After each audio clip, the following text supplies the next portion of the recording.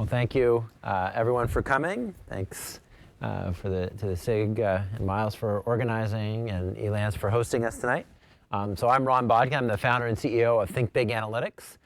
Think Big, we're a purpose-built professional services firm for big data. We started the company 3 years ago with an exclusive focus on helping companies get measurable value from data science and data engineering around big data.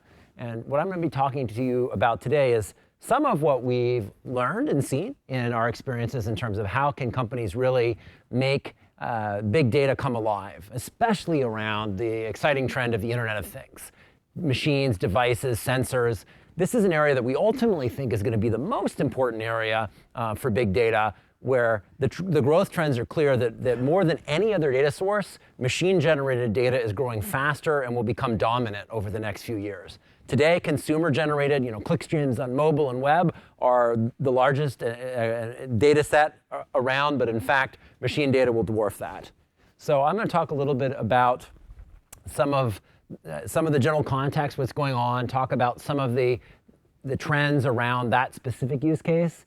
Then I'll delve into the architecture, some of the different technologies that come together, what I think of as big data, some of the new and novel techniques that are happening, and then talk a little bit about methodology and skills and work needed in order to be successful. Definitely, though, I want this to be a conversation, so I want to leave a little bit of time at the end for Q&A, for your questions, your interests.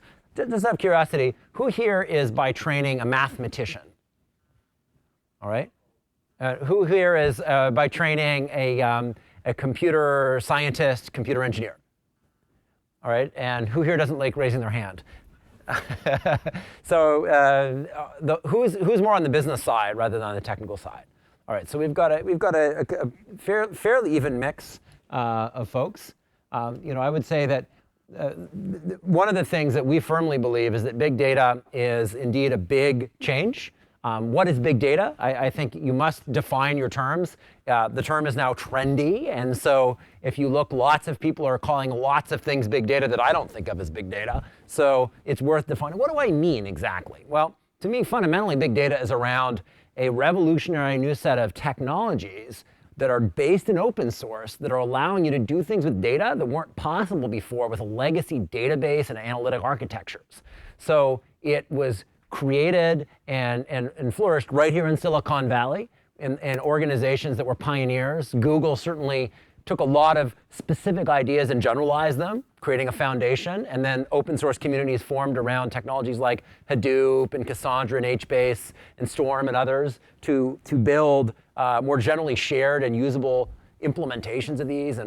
But fundamentally, big data is, in our view, it's about these new techniques of working with data in a more flexible way, based on commodity hardware that can scale out, that let you solve problems in ways that you really couldn't before, because you can address the volume, variety, and velocity characteristics of the data, and ultimately let you create value out of that data, right? So fundamentally, to us, it's about modernizing the way computers work with data, right? I mean, we've basically been stuck with a 1980s way of thinking about data for a long time.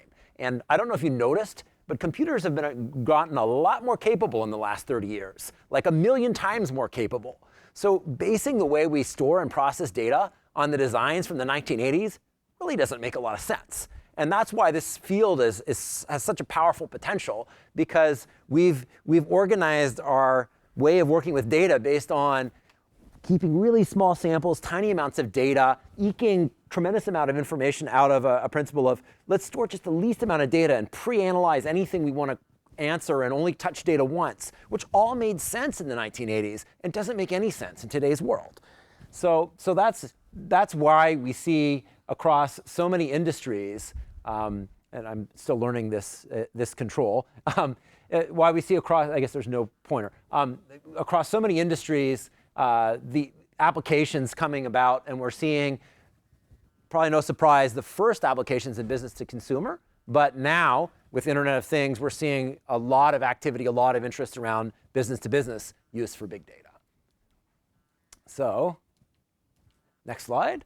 And indeed, the first applications of big data were in some of the web scale pioneers. Prior to starting Think Big, I was actually VP of engineering of a company called Quantcast that was one of these pioneers. At Quantcast, we first rolled out audience measurement, so directly measuring every page view, every ads on the internet, where traditionally people had a non-big data view of using small samples and panels to measure the internet. And we said, well, Nielsen and Comscore are wrong. You can directly measure the internet and use data science inference to statistically correct to understand the kind of demographics and interests of people, and went on to roll out a revenue-producing product called Lookalikes that has become the basis of over $100 million a year business at Quantcast in the fast-growing real-time bidding advertising market. And that's a microcosm. The same sort of things happened at Google and Twitter and LinkedIn and Facebook, where you saw the use of big data techniques allowing them to innovate and create lots of value around the data that they had at the core of their businesses.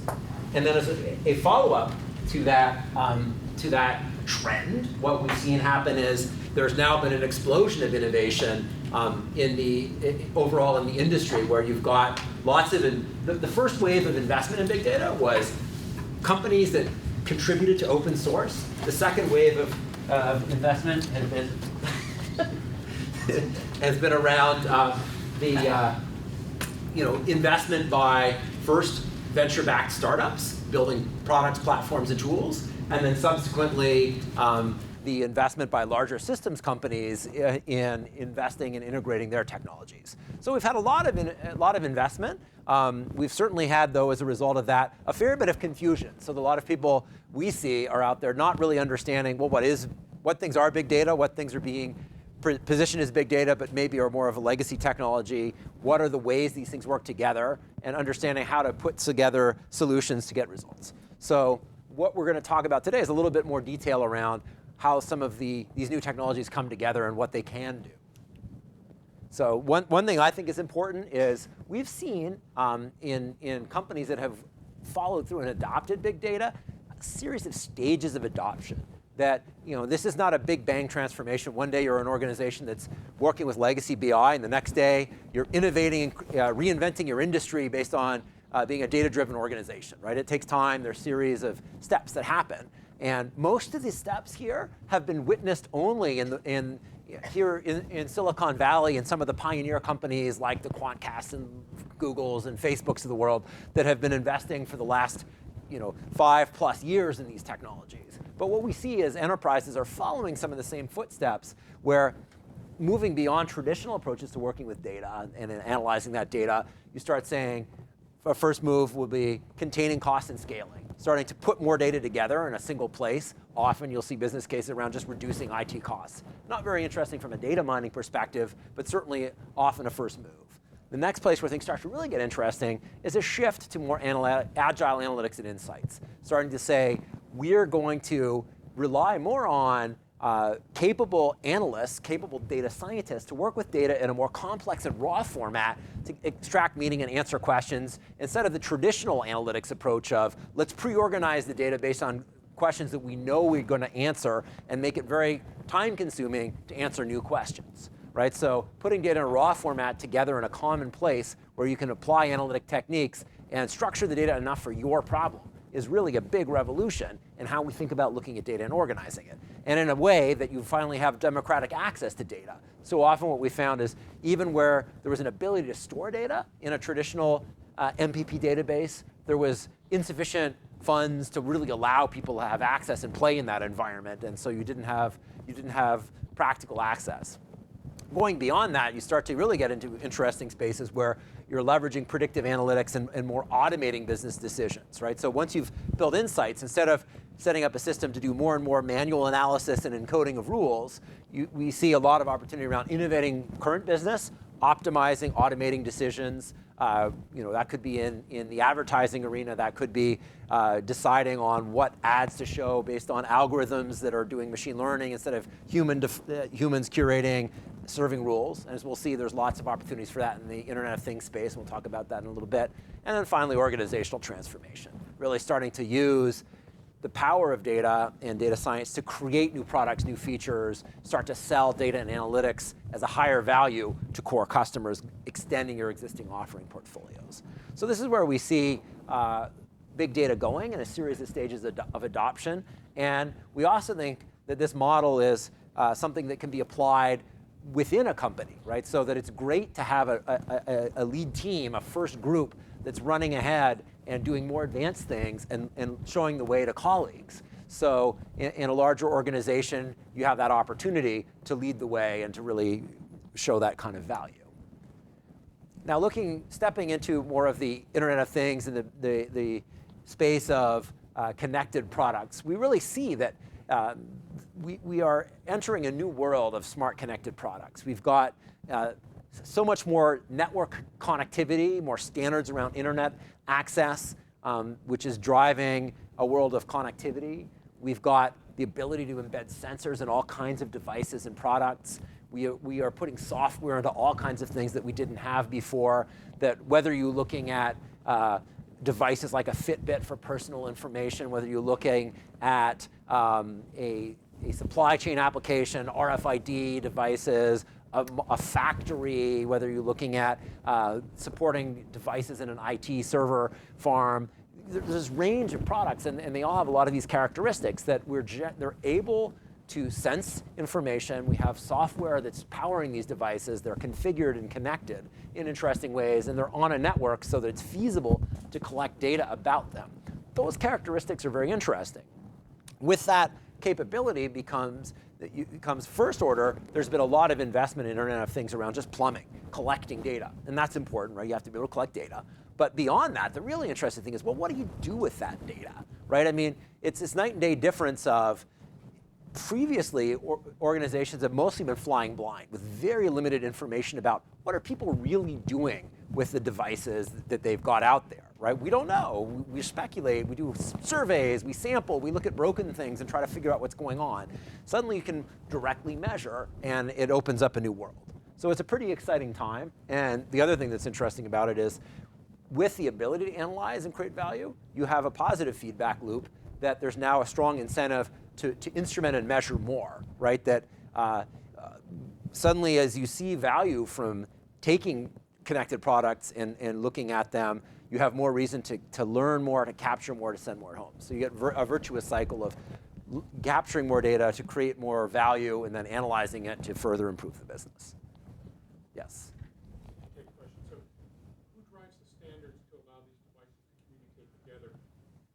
So certainly, in terms of how do you drive standards to have devices connect and communicate, that remains a bit nascent. There are a couple of standards that we've seen out there in different kinds of devices, but Internet of Things is so broad that different industries and different segments have very different standards, right? So you might have, I think it's IQTT, if I'm remembering the acronyms right, which is one more broad, universal standard that's been put forward. You'll have standards around SCADA in manufacturing, right? So I think there's still a fair bit of balkanization that what application protocols run is still not well defined and not standardized, and I think that will take time to converge. But at least having a common transport layer and systems that have some level of flexibility onto how they can access and analyze the data will make big differences. But no doubt, the standardization of communication of devices is still very much underway and far from universal. So from a standpoint of what parts of an organization, so supposing your company is making a product of some form that's connected, that's a thing that might be on the Internet of Things. Who in your company might care about that? Well, the interesting thing is that the implications are broad across functional units, right? The general managers of business lines should care a great deal about how their products are being used. Those who are leading products, defining it, looking at features and pricing and so forth, should, again, have a lot of value out of looking at direct data around what's going on with those products. Those responsible for servicing devices, that's a space we've seen a lot of interest in driving better servicing of devices to serve the customer better and more efficiently. We'll talk more about that. Those in sales and marketing, needless to say, if you want to know how to sell and how to market your device, knowing what's going on, how it's being used, what's working and not is super important.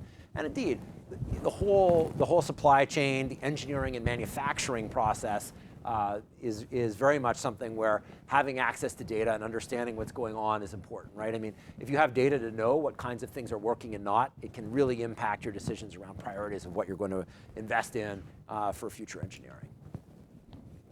So from a business standpoint, some of the outcomes, some of the goals that we see around the Internet of Things are in the improving service arena. You can see challenges like how do we better identify what things are driving costs of support? You know, what things are not clear or causing problems?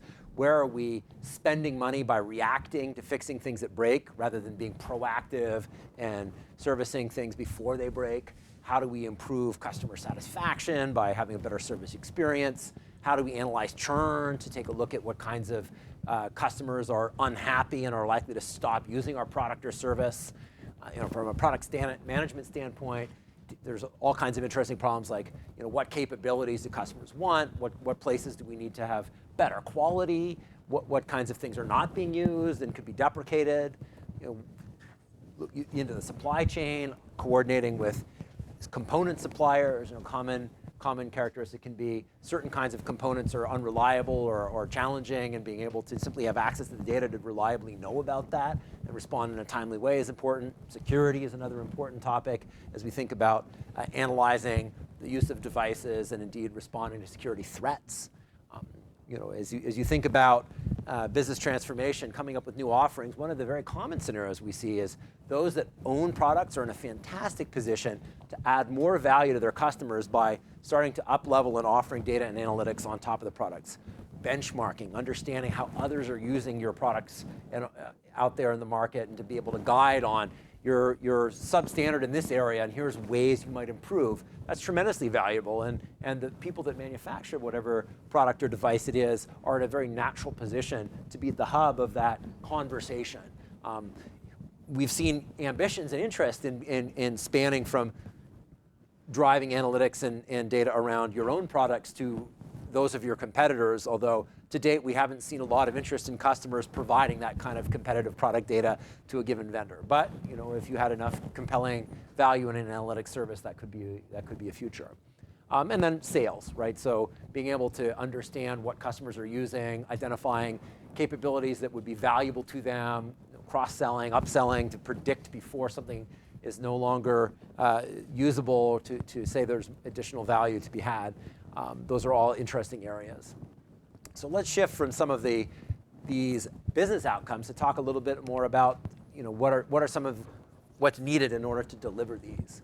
Right? So one important notion is, well, what are the data sets that might come together? And one of the things that we think is really important about big data is that it's typical in a big data application that you're creating value because you're combining some new data set that has a characteristic that made it hard to work with in a traditional kind of technology with established high-value structured data. So we see it's typical that the kind of high-value applications in the big data space are blending complex data, large data sets, complex structure, less well-defined information with fast-changing information with more traditional structured databases, right? So some of the kinds of complex structured data sets that we see being important in the Internet of Things are sensors, time series of data readings from a sensor. That could be where something is located physically. It could be a temperature or a current. It could be a time series of capacity usage, right? Those are all examples of sensors that become important. The other thing that I think is often underlooked or overlooked, not underlooked, in this space is how much of the Internet of Things is around there's software on a lot of the things in the Internet of Things. Some of the things are virtual things. They're just software itself, right? So if you have a virtual machine, that's a thing that could be interesting, but there's no physical manifestation of it, right? So the logs of software that talk about what it's doing, especially the alerts and warnings that it's encountering, are a rich source of information that become important to track as you're thinking about understanding what's going on. Likewise, understanding the configurations. How are complex systems put together? What's connected to what pieces are coming together? As we all know, it's impossible to test all combinations of complex systems where you've got an exponential function of how many variants could be put together. So having information about configurations often tells us a lot around what sort of things are working well together or where there can be bad interactions that are unstable. Online activity, so shifting over to auxiliary data around what users who are having issues are doing, like interacting with a support portal or interacting directly with an online service. Text documents associated with those devices or items.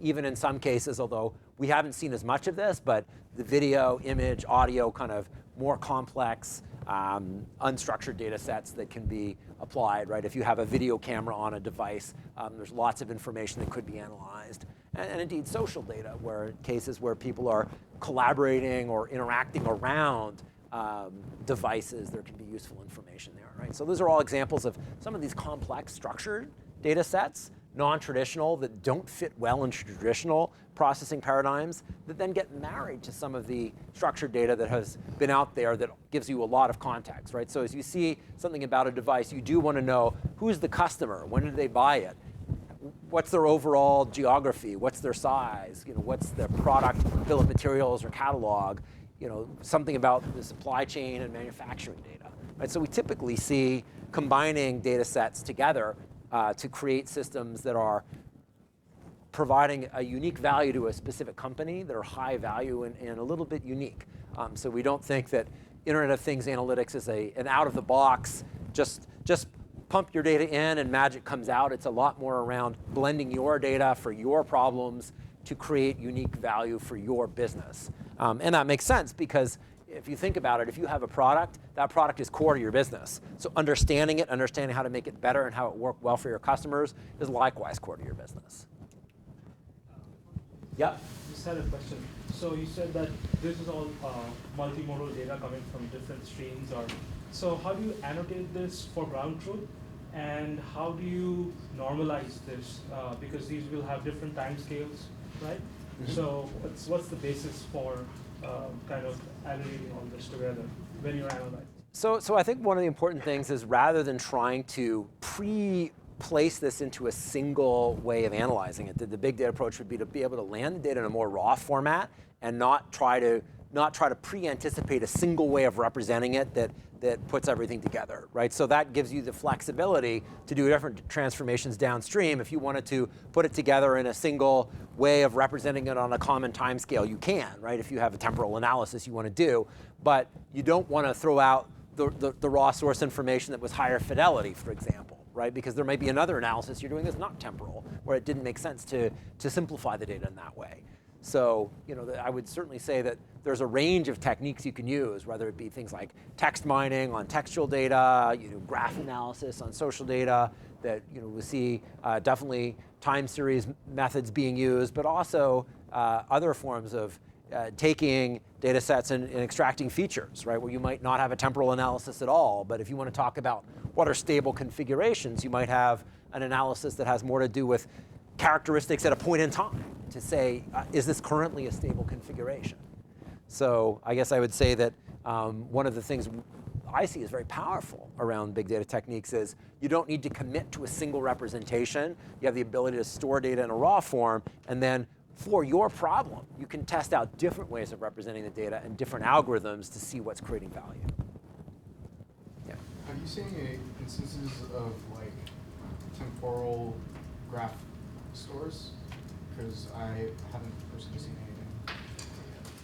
So I would say I have not either seen anyone who's built a temporal graph store. I haven't run into that either. Right? So typically you'll see differences between graph analysis and temporal analysis. Although there's always things you can do, like you could put lots of time-oriented data in each node in a graph and do local analysis around time events.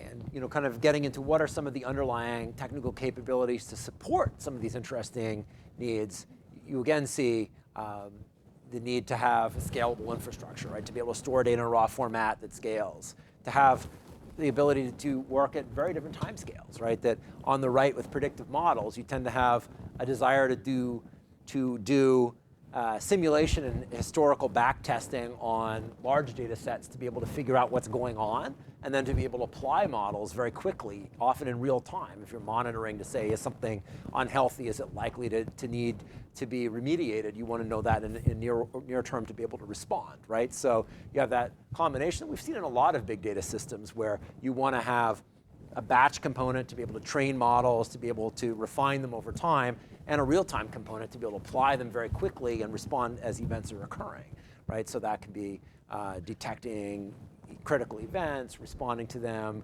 providing near real-time graphs that not only have raw readings, but modeled outcomes in them, and also to be able to have the ability to do ad hoc analysis. In a lot of cases, there's a lot of power in being able to simply pull data together and have a quick view of what's going on and to explore and dig in and to test the hypothesis. Is this new problem we're running into caused by something new? These are complex, high-dimensional spaces, and so it's hard to anticipate what kinds of things might be causing a problem, but having tools that give you the flexibility to search and dig into those data sets are valuable. So those are just some of the technical capabilities that we see as especially relevant in this kind of IoT analysis. You know, as a bit of a visualization or a concept of how these things can come together, if you think about providing some kind of a visualization on top of this analysis, you might see the ability to have a customer have access to data, the ability to do things like search, right? A lot of times there's value in various forms of search to find things in logs, in data sets that are textual of various forms. The ability to proactively alert and alarm and prioritize. Many times what you see too is that systems have too many alerts and too many rules, so filtering down to the ones that are critical can be a very interesting problem. Combining data streams and visualizing them in useful ways, and being able to show in real time what's going on and highlight with visual capacity the ability to drill in, right? So a lot of this represents the work that comes out that might be exposed to a broader audience, where the data mining, the data scientists behind the scenes have done a lot of analysis and work to package things up and make things accessible to a larger audience. And indeed, analytics on device failures to understand what's going on and what's going wrong is certainly a powerful capability that can be represented there as well. So with that, maybe a couple of examples of real-world cases of customers we've worked with and some of what they're doing. So one case, working with a storage systems provider who creates IT devices and sells it out to many enterprises around the world, where they want to be able to store a lot of this kind of data around their devices deployed around the globe for their demanding customers.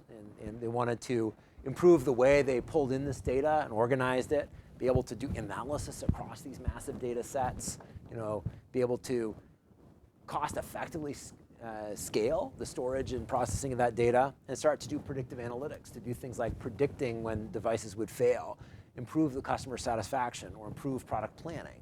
Right? And so there, we worked with them through a series of stages, from planning, understanding what was needed, through to doing a proof of concept and ultimately architecting an engineered solution to support that data science foundation. A lot of cases, what we saw was there was a challenge in terms of traditional database and storage technologies being used that couldn't handle the data volumes, didn't allow for the analysis, forced them to really keep small samples of data instead of working at full scale, facing basic scalability challenges in meeting their service, and making it very hard to integrate new data sets or respond to changes in the underlying product.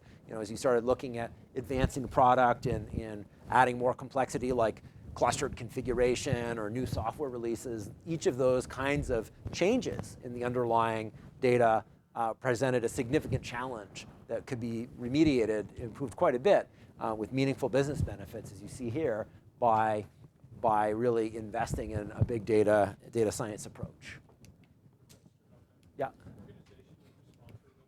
So organizationally, that was championed by the service department. So you really had there, again, the people that were impacted were responsible on the business side, as part of the product group, were needing to address how do they serve customers better, how do they maintain great service while containing costs in the face of a rapidly growing tsunami of data coming in.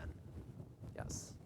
Why were they only retaining a small percent of the data? Was it a technical problem, or they just didn't realize that there was value in the data they were throwing away? So they were able to, they had two pieces. They had a small amount of data that was online in an accessible format in a database because of cost and scalability constraints around the way they were operating the database. And then they had a large amount of data that was online in flat files that was incredibly hard to access, that was a major project for people to pull specific data, literally mounting volumes and running grep across disk after disk. So it would take an engineer a week to investigate one thing if they needed to dig into raw data. Right? So it wasn't completely inaccessible, but it was so hard to access that it was a major problem. In fact, that's been a common theme, that one of the quick wins in big data is often ending what another of our customers calls the search parties, where engineers are out running down data sets off of USB keys and databases scattered across factories around the globe just to investigate a problem, where often it sounds funny, but boy, it's stressful when you have got a customer breathing down your neck about a problem and you're desperately trying to find the data to help you diagnose what's going wrong, right? So that's, in both cases, a common theme of people have just not had data at their fingertips and ability to process it in a useful way with legacy systems. Yeah. Yeah, I don't see that changing. So I don't see, I think you're a service company, I just heard, so I think that's part of the services that, is to find out what's worth it to search around. Because even like Amazon and others, not all data are online, and that problem has not changed. Problem has not changed. I don't see that changing. Yeah, absolutely. We see, in these cases, what we've been able to do by putting data into Hadoop. You now have a much lower latency of access to data. You can build distributed search indexes that give you the ability to find data in a variety of ways. So it dramatically changes the economics and makes it a lot more feasible to access data in a raw form. So absolutely, I think the use of scalar architectures and open source big data techniques has dramatically shifted the ability to access data and to let you resolve issues.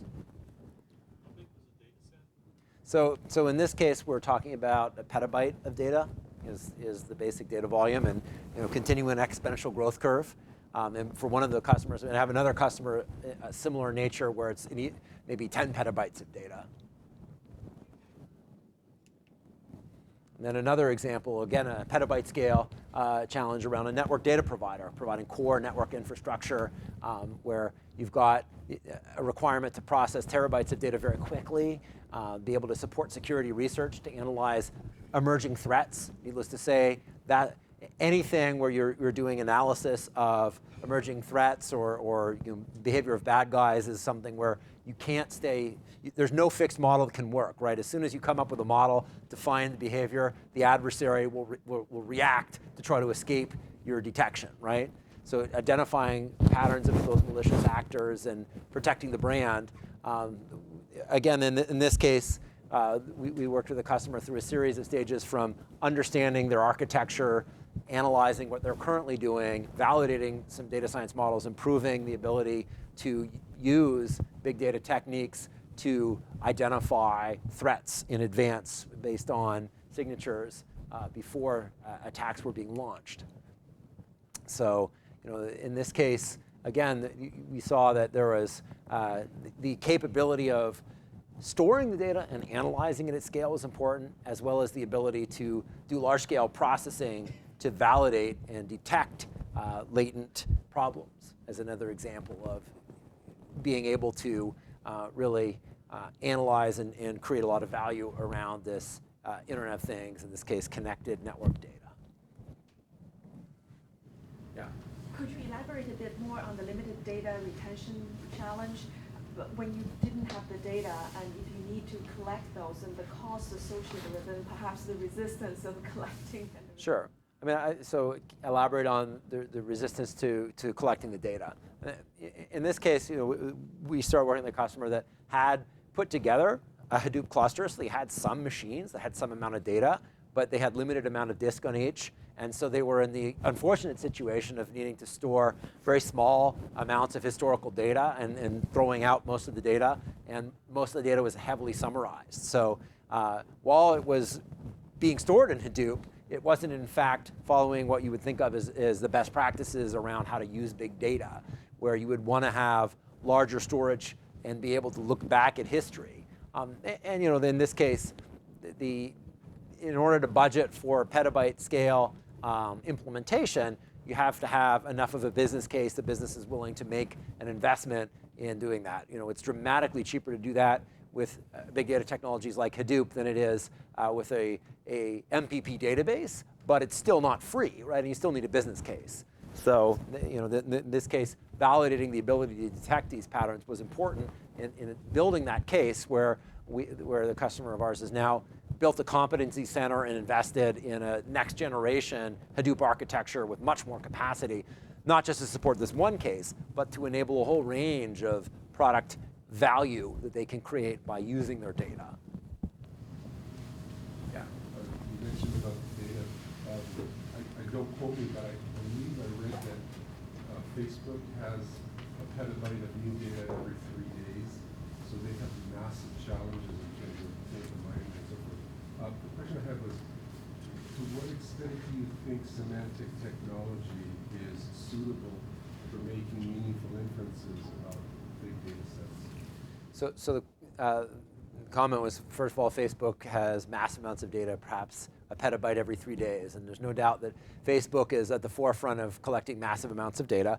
They're actually a customer of ours, although I can't comment a lot on what we're doing with them. But I will say that, you know, certainly one of the really powerful things, right, around these big data technologies is they are maturing and being rolled out in the context of some of these amazingly high-scale environments. And so it means that those of us with a mere petabyte of data or 100 terabytes of data can rely on having some great capabilities, and we're not now on the bleeding edge of analyzing and processing the data, that there are those working at 100 times that scale in these systems, and they are at the bleeding edge and doing very creative and complex things in order to work at that scale.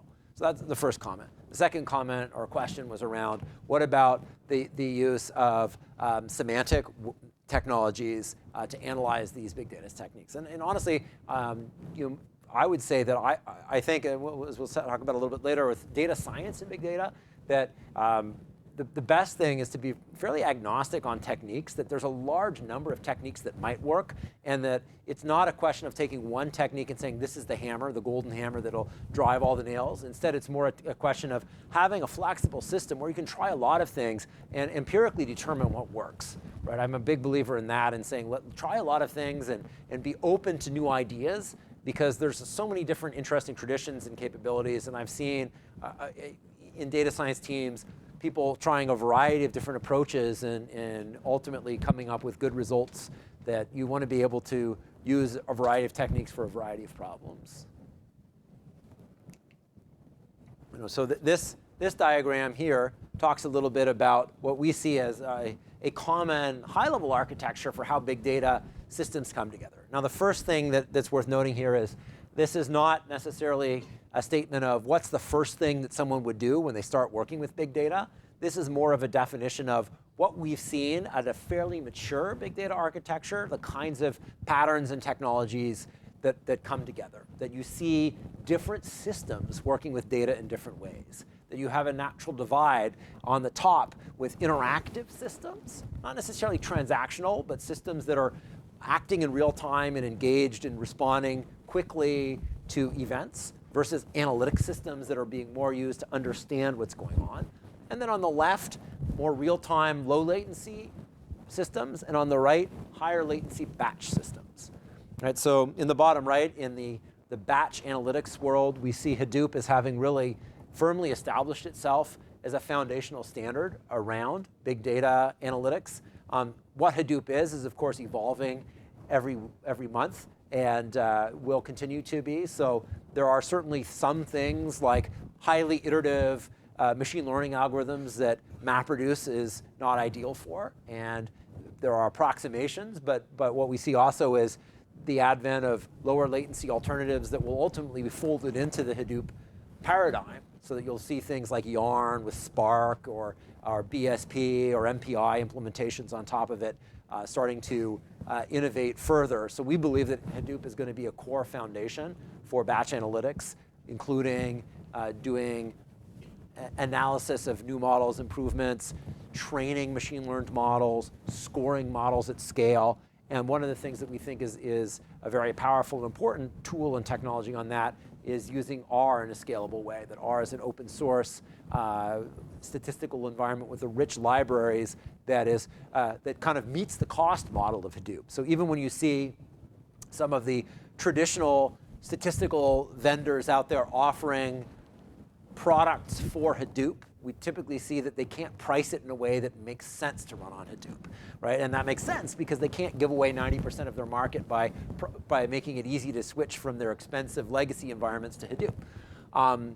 So we see a lot of activity in the bottom right around training models, scoring models, and just doing production data processing, taking in these complex data sets and organizing them. And the way that we see people working with these data sets is not the traditional building cubes and dimensional models for an OLAP type analysis. Instead, we see different ways of structuring data incrementally to find new intermediate representations that are more efficient. So a great example of that might be if you had a series of events coming in from a device and you wanted to transform that so you had a wider view of history in a time series that you could access in one place for all of the events on a device at one time keyed by the device, right? That's a way of pivoting and organizing the data, and maybe, by the way, joining in, denormalizing, and joining in some relational data along the way to make it easier to work with the data as you want to do analysis on it, right? So there's a lot of that kind of activity going on as well of doing distributed processing of data there. But big data is not just around batch analytics. Right? A lot of times what we see is it's important to be able to feed it in for real-time systems, whether it be real-time analytics. That's becoming interesting, right? That traditionally, the way you would do low latency queries on these kind of data sets is you would crunch it down ultimately into an environment where you could then push it into a relational MPP database and do queries on it. We're starting to see the emergence of technologies like Impala and Hawk and Drill and so forth as low latency query engines that let you formulate queries in a schema on read way on data that's sitting in a raw form in Hadoop with quick response. And indeed, Hive is a common engine for querying Hadoop is speeding up that there's active work on the Stinger and Tez projects to make that run faster. And there are some questions, yeah.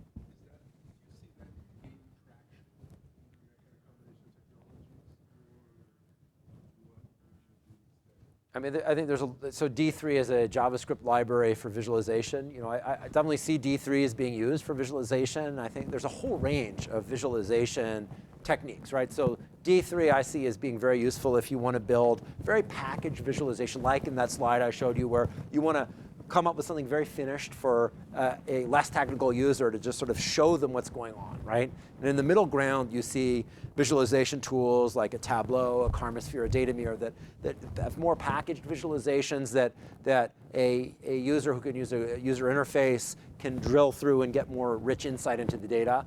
And then kind of the deepest visualization will be workbenches like an RStudio where you can, or Revolution R, where you can really dive in and use mathematical functions to plot data and to really tear it apart and get deep insights into it, right? So you have this whole range of requirements around visualization, much of which is, again, on that bottom left of real-time analytics. Yeah. Nathan Mars talked about the Lambda architecture in his big data book, Mm-hmm. and I was wondering how that relates to the reference architecture. Sure. So you know, there's a number of elements of the Lambda architecture that I think are very consistent with this reference architecture. I mean, the basic flow of wanting to have your interactive systems be able to have low latency data sets that they look up to respond to events and stream data back into a batch an analytic world where you can update batch computed views and then push them back up into the real-time system, right? Nathan's notion of having a difference between a query database that's really a read-only view of data versus a read-write database. Now, in practice, we don't see a lot of people separating these. We see a lot more commonality of putting both of these things in one NoSQL database. So while that's an element, but at that level, the patterns are very consistent. There are some elements of what Nathan views in terms of how to represent data in the Lambda architecture that I think are something of an idealist software engineer view that everything is organized perfectly. And we see a need to design big data architectures to deal with systems that are not so tightly controlled, right? I mean, it's like the way the web works is a great example of how no one would ever design the web if you could control all the pieces to have malformed HTML and badly behaving servers and systems along the way. And yet, by having a system that is so loosely coupled and tolerant of noisy data and imperfection, you've got a much more robust system than something that's perfectly engineered, right? So I think that, if anything, my view is that the Lambda architecture is sort of based on an assumption that you've got somebody designing the whole system in a perfect way and then having a clean way of organizing the data, but that in practice, things are often more messy. You don't have such full control.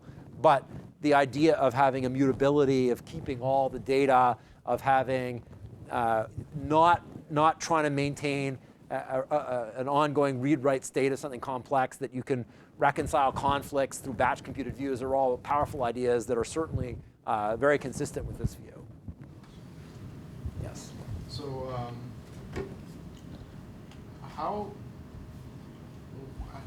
let's say there's a worst case scenario, or not necessarily worst case scenario, or in some respects it could be best case scenario, where you have your Intel, and every 5 seconds you take a CPU utilization value from every CPU you have in field, send it off to some data store.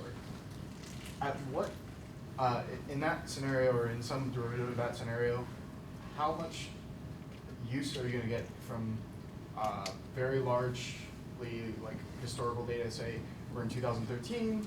What about year 2000? Are we going to get any value out of that? Should we throw that into a storage that you don't necessarily have immediate access to? What's your thought on that kind of? Sure.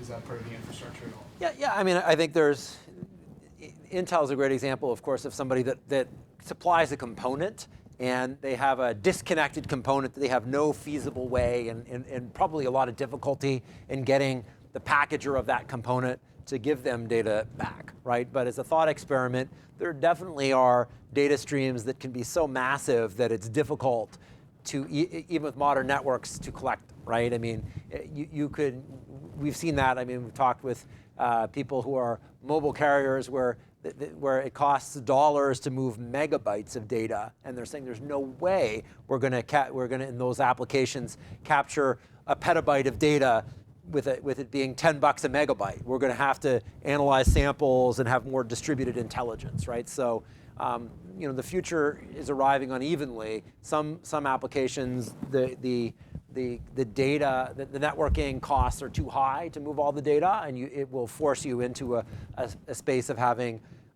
smaller samples you analyze and push intelligence out to be decentralized.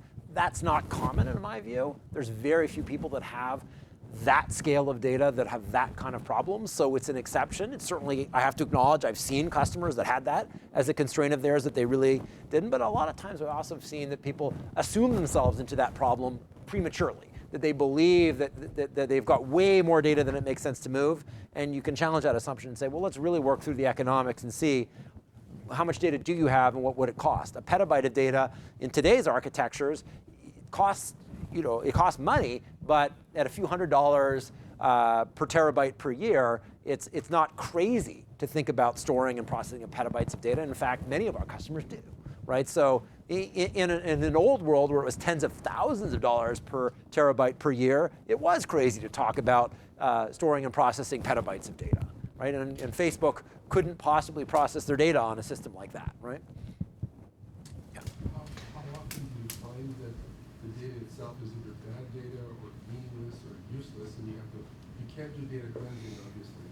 So how do you filter through the noise? And how much of how significant a problem is that for your customers? So how do you deal with noisy data? Well, I think one of the things that is powerful about a big data approach is by putting data in a raw format and following principles like immutability instead of destroying the old data and having summarized processes where you now can't recover, you have the maximum ability to deal with such problems, right? What causes bad data?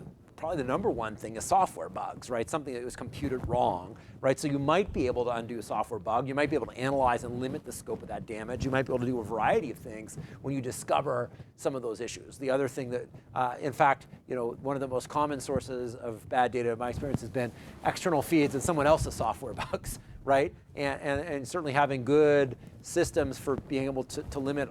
Often it's going to be as simple as saying, well, we've got our processing systems well organized so we can roll back and recover based on a fixed feed where we recover. But ultimately, the best you can do is have the raw data and be able to do downstream transformations and reprocess to the best of your ability. So there's power in these techniques because you had both the ability to store the raw data and enough processing capacity to go back and reanalyze things, right? Again, the classic data warehousing paradigm was, I can barely keep up with the stream of data as it's coming in. I could never recompute anything. I didn't have anywhere to store it, and there was no way I had the capacity to rerun anything, right? Well, big data says you should have enough capacity to store all the data, and you should have enough compute capacity to do what-if analysis and try new scenarios and recompute things.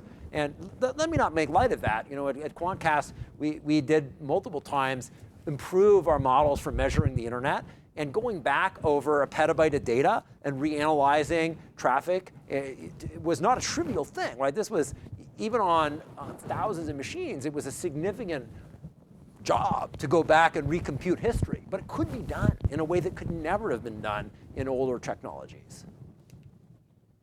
So, segueing in and being respectful of people's time, just to wrap up, going from some of the technology, one of the things I think is really important about big data is also the notion of having an agile methodology, right? That you want to have an approach of getting value out quickly, having short cycles of testing and learning and experimenting. The book's not been written, right? That what you can do with big data and data science is still very much wet paint. What's exciting is there's lots of things to try, lots of ideas. Many of them won't work, but the way we find out what's going to work is by experimenting and testing things and having close alignment between the business and technology with discrete projects and showing value, right?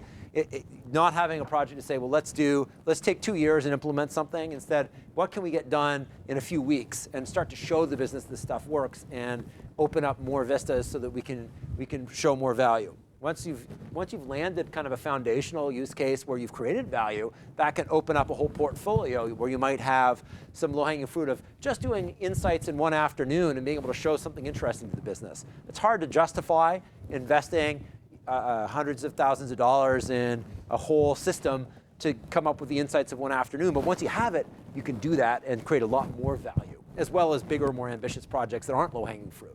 And to me, most often the low-hanging fruit in big data is around what kinds of things do I want to solve for, understand that it's clear that we've got all this data and we haven't been using, right? So in the Internet of Things, it would be data from our products. In consumer-facing applications, it might be our weblogs and advertising traffic. What are the things that they're just crying out that we're ignoring? And if we just use it, we should be able to move the needle on something we're already doing on our business, get insight and operate in a smarter way. And that kind of low-hanging fruit is usually the first thing that makes a lot of sense to start moving on. And just thinking about, well, what does that mean practically inside this process? What are some of the roles and skills? And in our view, big data teams have kind of at their core data engineers and data scientists. And they're complementary, but they're both important and in different ways, right? So fundamentally, data engineers write production software. So it's less of a new role, right? Production software engineering has certainly been around for a long time, but in a big data context, it has some interesting characteristics, right? You do typically see a need to make data more accessible, but also what we see is that people that have been very specialized around a narrower set of tools, a specific language, are not nearly as successful in doing big data as polyglot programmers that know a variety of techniques that like to dig into data and look at what's going on under the covers and not just implement something and it's done, right? That like working with the business and like putting together a variety of tools, right? So that from the engineering side, those are some of the characteristics. We see that some of the interesting problems that data engineers run into in big data systems are ingesting large amounts of data from a variety of data sources and modeling data in a NoSQL environment where we all have, those of us who have programming backgrounds and data modeling backgrounds have long learned kind of how do you work with data in a relational model. But a lot of what's going on in big data is saying the world's a little more complex in the relational, and how do we model things with more complex structures effectively? Tying in the programming needs with the business, right? So what are the questions the business really wants to ask of their data? How do you make the data accessible, right? How can you drive to faster cycles of testing and learning with a agile methodology where you produce quality along the way, but you don't overinvest. You allow for getting data out and testing it out, right? Where you're working and of course, like in any emerging technology space, it's fun, but it's also, it's not as fun when you're debugging relatively new and unproven technologies, but it's part of the job, right? That big data is exciting, it's new, but it's complex. There's a lot of configuration. A lot of the systems, notably Hadoop, have been built very much with the notion of everything's possible, but you may have to dig through some source code to figure out how to configure it to work, right? So there's certainly those are some elements of data engineering. And then from a data science standpoint, ultimately we think the big goal of data science in this world is delivering knowledge to the business, that there's a need to do both exploratory analysis, understanding what's going on, digging into data, getting a feel, seeing the trends, visualizing to the question earlier, and then confirming, really testing hypotheses, being rigorous and proving things out so you can make solid decisions and perhaps even automate those decisions in the form of code. Data science to us is also very much something that requires you to blend math, science, and programming. That we really don't see that it makes sense to have a separation where you have a statistician working in a math world and having a programmer who does all the work on the data. That understanding the data and digging into it really requires programming skills. It doesn't necessarily mean that data scientists should be focusing their time on writing production software, but it does mean they need to be able to write some code and dig in and analyze the data. And there's a question. More in terms of the data engineering or data infrastructure, what's your take on Hadoop sitting side by side with other NoSQL databases like Mongo, which is more document-based, or key value systems like Cassandra or Oracle? I mean, is that redundant? Can Hadoop solve most problems on its own, or what's the direction you see going forward? A lot of shops, I think, are hybrid, right? Yep. So and I think different tools serve different purposes, right? That there's clearly ongoing debate as everyone tries to make their platforms more valuable and solve more problems, right? But we definitely see that NoSQL databases for serving users, scale out, real-time serving, like a Cassandra, a Mongo, have a place. And we don't see a lot of people applying even HBase, which is more of a NoSQL database built on the Hadoop stack in those kinds of edge-serving interactive applications, right? We do see HBase being very useful for fast analytic access to data, where its deep integration with Hadoop and fitting in with that environment can be powerful. And the other side that we often see is low latency access to data is not just around key value lookups or range scans, but often having smart indexing, which is very much what a search index can do. So technologies based on Lucene, like Elasticsearch or Solr or Splunk, become very interesting as well. Right? So we definitely see that having different systems coming together is important. And indeed, a lot of times we see companies starting to say that they want to have scalable real-time processing. So technologies like Kafka as a scalable message queuing system that's open source, or Storm as a scalable way of distributing computation are becoming interesting. They tend to become interesting when you're a little bit more sophisticated. So we see most organizations starting with focusing on batch MapReduce analysis, and once they get to a greater degree of sophistication and maturity, then they start to do interesting things with more complex real-time analysis scenarios. But you can go a long way with a NoSQL database and an app server without having to go to the complexity of scaling your computation across something like Storm in many cases. So just to wrap up the discussion around some of the different roles, so we see that the data science role, which is around this combination of understanding the business, analyzing the data, being able to really work with that data, do some programming to be able to support these core functions, right? Knowing what questions to ask, having clear analysis, being able to do the various forms of analysis, and of course it's an iterative process, right?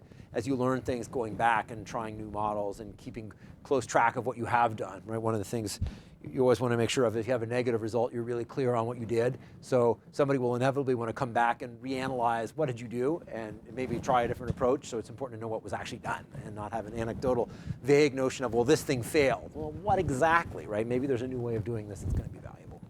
So that's what I had in terms of prepared comments on Internet of Things and big data and data science. I guess I'd be remiss if I didn't say that at Think Big we're hiring, so certainly would welcome those who are interested in opportunities to do some of the data engineering and data science work, and certainly would love to hear if there's any further questions.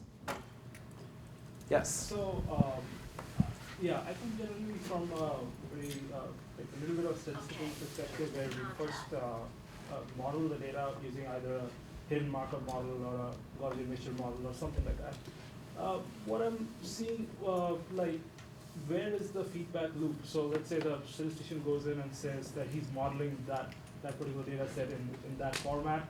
How is it propagating to those higher layers of querying? I don't see any loops in that architecture that's coming to R or going back. So, what, in your experience, how do you? Is it like, okay, this month we are going to try, the hidden markup model. Next month we are going to try. I mean, how do you go about doing that? Sure. So what we see typically happening in the data science cycle is you'll have data coming in from a real world system, and you will have the ability to do a lot of simulation, testing, analysis of what's possible. And depending on the problem domain, that might be a lot or it might be a little. And then out of that, creating a model that you can then push out, typically doing this export, so the predictive analytics gets scored, and you now have a model where you've got the ability to respond in real time. And in many cases, you'll also see blending deep propensity modeling in batch with coefficients that get applied in real time as events are coming in, right? That there's a lot of systems where the batch computed view of a lot of history is part of the model, and so is what happened in the last 5 minutes is super important, and I want to apply that too, so I know how to at least approximate that scoring function in real time, right? So that's a general flow where you apply those models, typically in a champion-challenger mode where you're going to have multiple A/B tested models that are running, so that you have your current best champion and you've got a new model you want to try out as a challenger. Right, and you need to tag it. You need to know exactly what was running, so you know how you scored things and what happened, so you can really analyze what happened. Right, you run it, and then you feed the data back into this environment, so you can analyze and say what's working. Right, how is my new model performing? So yeah, absolutely. What we see is typically it's a blend. You do a lot of scoring in batch, but you need to have some amount of real-time scoring in many of these systems. And not always is the real-time scoring perfect. It might be a decent approximation based on your trade-off of how accurately you can score and how important it is to score. Right, so that's a common scenario that we see.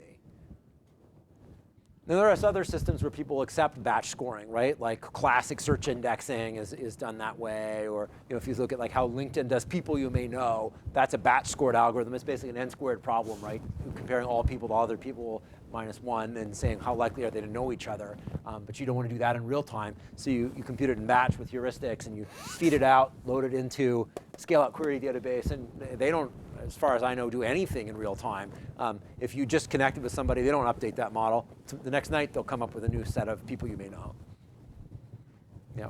Does this reference architecture differ from data virtualization? Well, I think, how does this reference architecture differ from data virtualization? Well, I think it's very different in the sense that there's a lot more materialization of data in this architecture, right? That you've got a series, you tend to have data pipelines that are transforming data and creating derived downstream results, denormalized, joined, cleansed, that you can then build on. right? Rather than trying to say, pull it all together on the fly, right? So that in fact, there's a lot of limits on what you can reasonably do with data in a single format in one place, trying to pull it together and analyze, right? So often it's, and a lot of it is too, is batch analytics with something like Hadoop are very much, a lot of the power of that is being able to do sequential processing, right? Under the covers, spinning disks are a much higher throughput when you access things sequentially. So being able to organize data in that way is a lot more powerful than a random access index lookup, which I think most of data virtualization technologies would rely on indexes to pull data and combine it on the fly. So time check, how are we doing on time? We're good. We're good? Okay. How do you actually know, I mean, this day, I mean, okay, so 10 years ago and I've done this, okay, so that's why I'm checking you on this. How do you know it's actually sequentially on the disk? So it's not because perfect. Nowadays, Yep. it's different from 10 years back, where you actually know it's actually sequentially on the disk. Yeah, well, yeah, so one of the things certainly is it's access to data. As you get fragmented disks, right, as you start to have fragmented disks, you definitely can have more seeks than you would expect or you would like. And so part of running a system effectively is to make sure that you don't overfill your disks. I mean, there's a lot that goes on under the covers. I absolutely agree. So I'm on the same page with you. We're trying to get this low latency.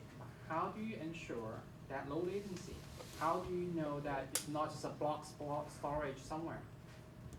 Well, I mean, so typically the way people implement Hadoop, for example, is that they have direct attached storage. And so the sequential writes on systems that are not fragmented will therefore translate into sequential reads, right? So that's a typical pattern. It's not a question of it being absolutely always the case, right? There will be cases where you might have fragmentation and you might get a single block written with multiple seeks required. But statistically, if you're administering the system effectively, you're going to get a low number of seeks per read. So this is slightly off the wall question maybe, but have you had companies approach you where they want to have big data in the back end and some sort of wearable technology devices like Google Glass? Do you see that as a viable use case? Absolutely, yeah. We're dealing with, one of our customers is a very well-known brand that has wearable consumer technology, and they're very interested in the ability to apply these big data techniques both in batch and in real time to support those. Can you sort of visualize, so to speak, a scenario where you've got something like Google Glass? What would you look at? What kind of data would you have in the back end that would be meaningful for somebody walking on the street? While I don't have any insight into what Google is doing to support Google Glass today, I would believe that they're probably using big data techniques already in terms of being able to integrate a complex view of what's going on in the real world and you know, your geolocation, your information, in order to have a relevant experience, right? So I think those kind of personal analytics applications are great examples of where big data is powerful. And I think, you know, Google Glass is a prominent kind of a first meaningful commercial foray into wearable technology of that kind that's fairly general purpose. I think that it's going to be very interesting over the next few years. Whether Google Glass in its current form becomes successful, I think it's the opening round in really a serious effort to commercialize wearables. So it's exciting. And I can't imagine it working without big data.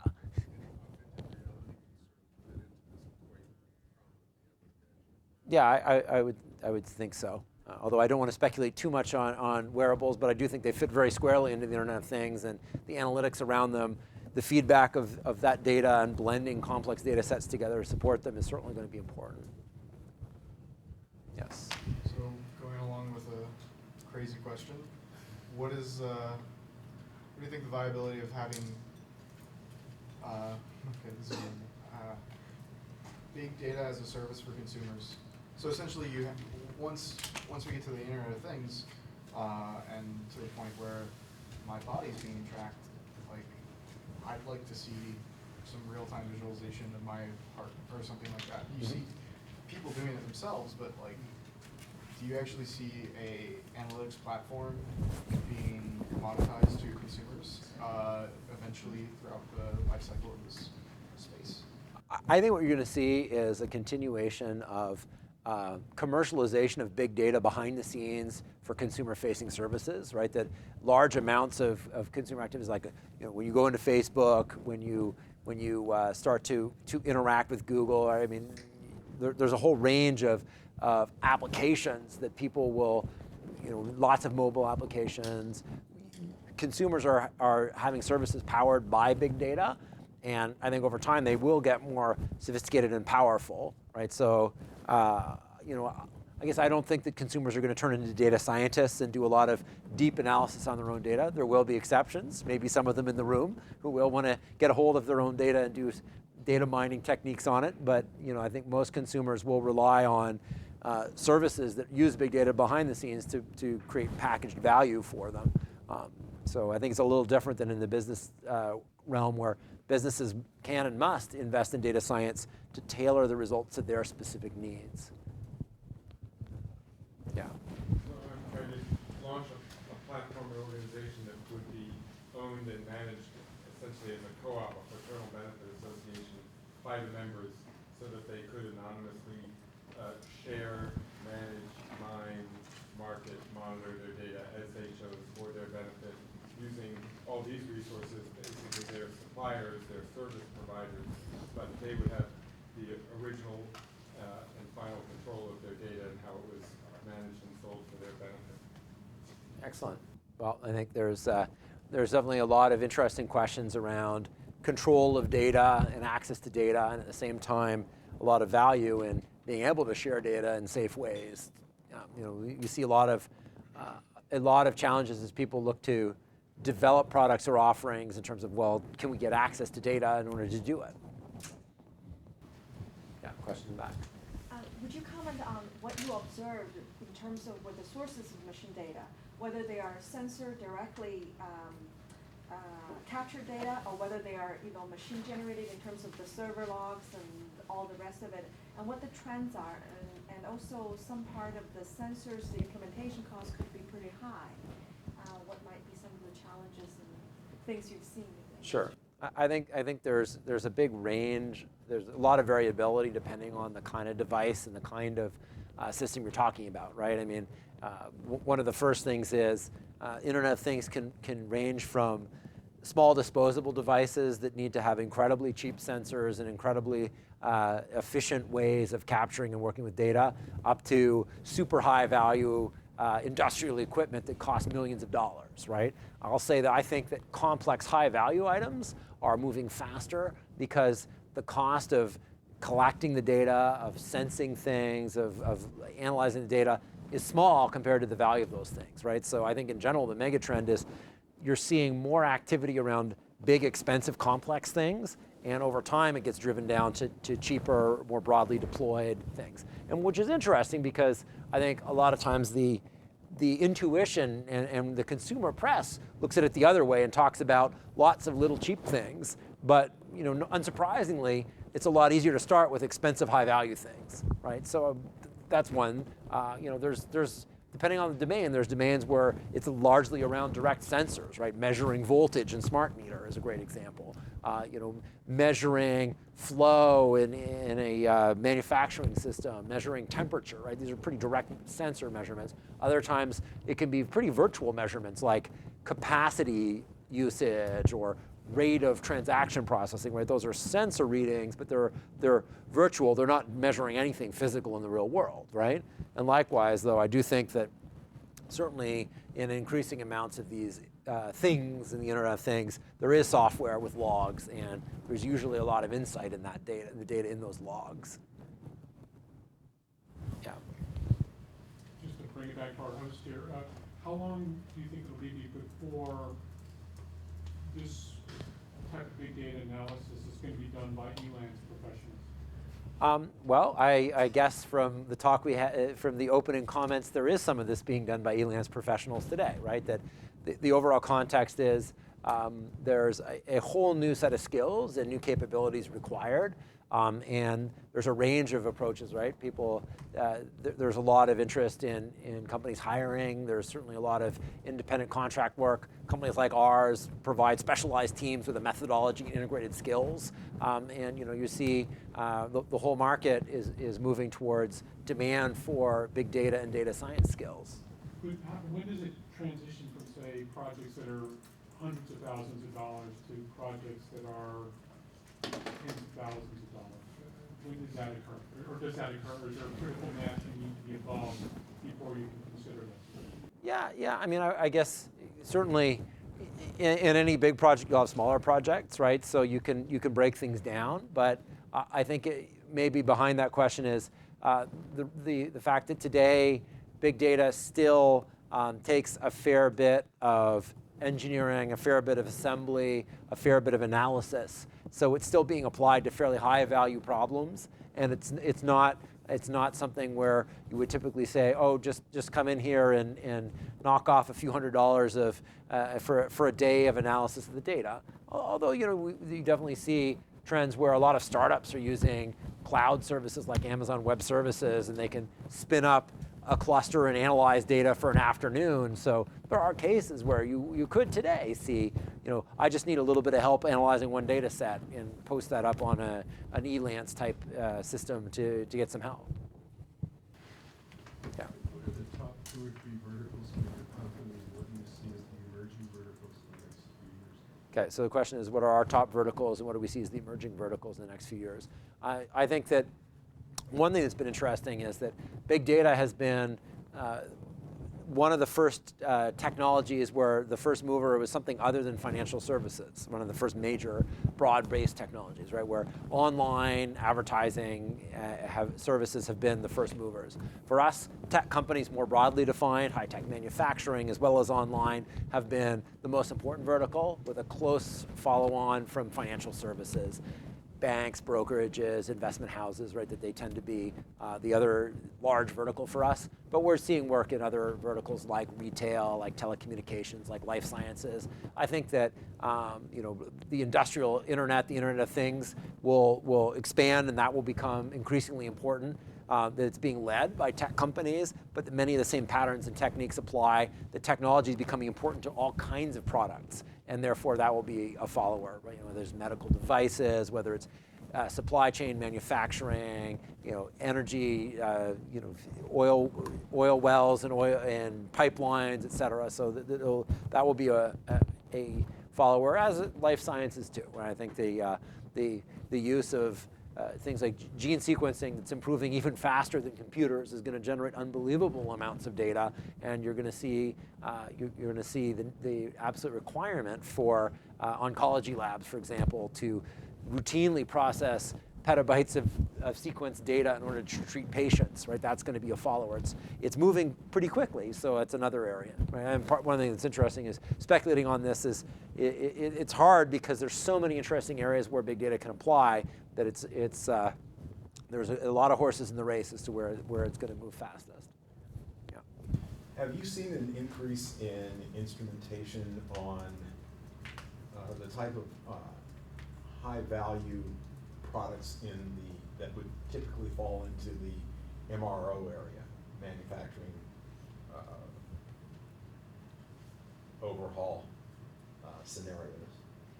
I mean, I'd say that we haven't seen maybe a lot of change in instrumentation yet, but I think the feedback loop will be there, that as you start to see changes in being able to analyze and work with that data, it's going to drive some interesting revitalization in a space that probably has had not a lot of innovation, right? So you really do see that once you start to use data, it changes your notion of what data you want to capture and how to work with it, right? So I think there's going to be a lot of changes throughout the supply chain. Yeah. Just like from a large concern, isn't Caterpillar kind of a leading edge with their data collection on their big equipment and the power and building on the power on our type of model and setting up their own networks because they're in isolated locations? So I've just read a little bit about Caterpillar. I'm not deeply familiar with what they're doing. I know that they've been innovating in this space, so I'll take your word for it. And I think it's certainly a good sign, right? I mean, we've seen GE is also talking about doing things with connecting their industrial equipment. So it's great to see some of the big manufacturers of high-value equipment investing and seeing value in these techniques. And I think whether it's Caterpillar or jet airplane engines, you can see definitely that notion of these complex, high-value equipment. There's so much value in being able to analyze and do smarter things with that data that it's moving fast in those places. Yeah. You mentioned access to data. What are some of the other challenges in the big data space? So other challenges in the big data space, I mean, we alluded to it in talking about the skills gap, right? That there's not nearly enough people that know how to do data science and work with these systems.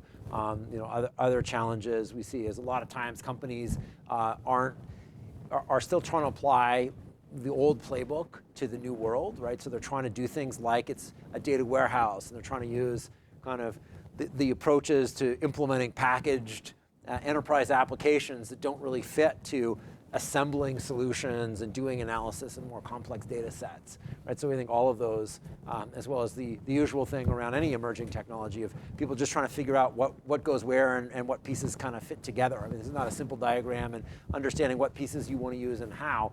We see a lot of customers that are, misunderstand what works well and what does what, and so all of those are things that we see companies being challenged by. And then the last thing is sort of appreciating what are the high value applications, what kinds of things are working, so be able to say these are good use cases to apply these technologies. Yeah. 2 questions. One, I think you just alluded to, warehouses and data marts. Will they continue to have a future in this world? And the other one was in regards to relational databases and mission critical systems. Are those going away? Are they here to stay? In terms of path of solution? Sure. So great questions. I'm glad you asked. So the first thing is we see people bringing in big data technologies as complementary to their existing systems, right? So we're not seeing people shutting down their data warehouses and unplugging their OLTP databases. We see people using big data to complement them. So I think there's a viable future where instead of the classic data warehouse view, you've got a data lake in Hadoop that's feeding a bunch of data marts that are organized for specific analysis. But the data warehouse that you invested $5 million in 5 years in isn't just going to be unplugged. It'll continue to live in an enterprise that has one. But I do think you're going to see the focus of energy of new value creation shifting, right? So you're going to see that traditional warehousing and data marts are going to be less of an area that people continue to invest in, and more of an established asset, and more innovation is going on and new problems are being solved around these new platforms.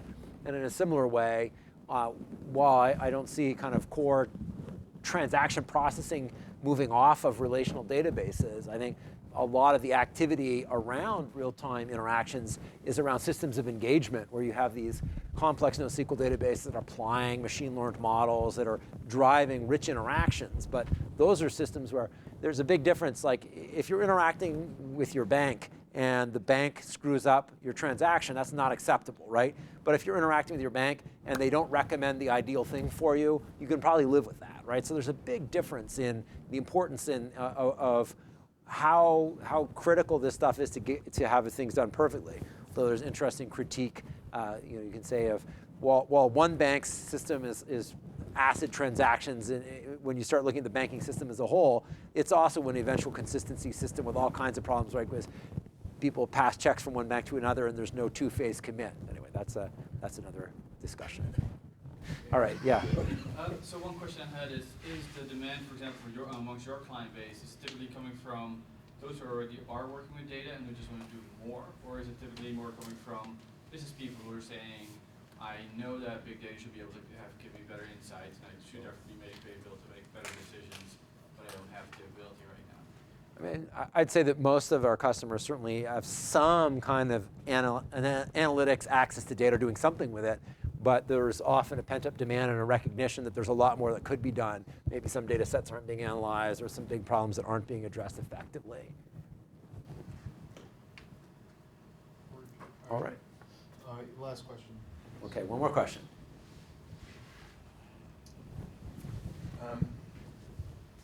Sort of in regard to relational databases, I worked at AT&T in the 1990s, and it was like, kind of look at it as maybe the first killer app in the cloud back in the 1990s.